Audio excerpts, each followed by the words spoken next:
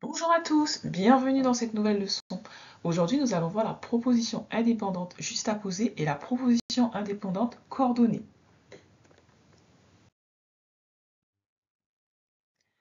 Tout d'abord, commençons par quel est le rôle de la juxtaposition et de la coordination des propositions indépendantes. Alors, on sait que cela permet de relier des propositions indépendantes entre elles, et nous savons que les propositions indépendantes, ce sont des propositions qui ont un sens par elles-mêmes, c'est-à-dire qu'on les comprend sans avoir besoin de rajouter une autre proposition. Donc la proposition indépendante juxtaposée, donc c'est des propositions indépendantes qui sont reliées par des signes de ponctuation. Donc comme signe de ponctuation, on pourra avoir la virgule, le point-virgule, deux points ou le tiret. Voyons ensemble un premier exemple. Alors la proposition indépendante juxtaposée, donc ce sont des propositions indépendantes qui sont reliées par des signes de ponctuation. Donc dans notre exemple, nous avons le médecin examine un malade, virgule, les patients attendent dans la salle d'attente, point. Donc là, nous avons bien deux propositions indépendantes.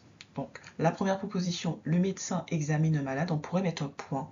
Et donc on comprendrait bien cette phrase, puisque du coup, elle se comprend par elle-même. Le médecin examine un malade, on a tous les éléments pour comprendre cette phrase. On pourrait aussi avoir la deuxième phrase qui commence par « Les patients attendent dans la salle d'attente ». Donc également, cette phrase se comprend par elle-même sans avoir besoin de la première partie.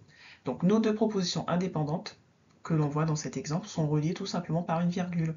Donc nous avons « Le médecin examine un malade », virgule, et la deuxième proposition indépendante « Les patients attendent dans la salle d'attente ».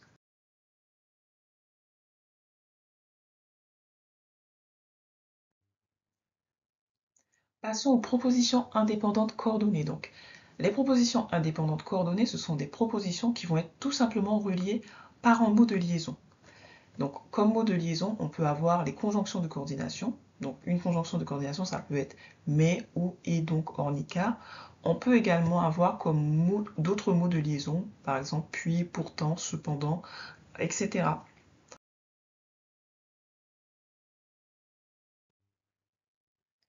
Voyons de suite deux exemples.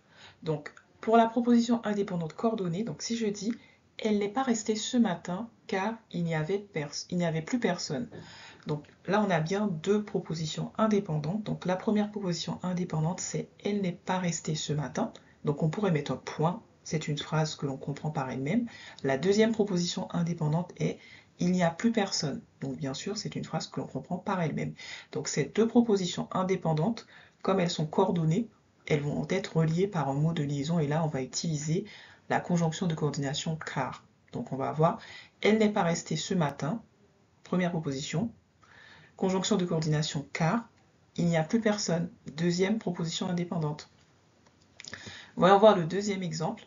Harry est arrivé, puis il a été surpris par les invités. Donc la première proposition indépendante dans cette phrase, c'est Harry est arrivé. Donc on peut mettre un point après arrivé. Et la deuxième partie, c'est il a été surpris par les invités. Donc c'est la deuxième proposition indépendante. Donc ces deux propositions indépendantes coordonnées sont reliées par un mot de liaison. Donc là, on va avoir puis. Donc ce qui nous donne Harry est arrivé, virgule, puis il a été surpris par les invités. Ce qu'il faut retenir dans cette leçon, c'est qu'une proposition indépendante, c'est une proposition qui a un sens par elle-même, c'est-à-dire qu'elle ne dépend d'aucune autre proposition pour être comprise. Donc, dans les propositions indépendantes, on va avoir des propositions indépendantes juxtaposées. Donc, ce sont des propositions qui sont reliées par des signes de ponctuation. On va également avoir des propositions indépendantes, on va dire coordonnées. Et donc, du coup, la coordination, c'est le fait que ces deux propositions indépendantes sont reliées par un mot de liaison. Donc, comme mot de liaison, on peut avoir une conjonction de coordination ou encore un autre mot de liaison.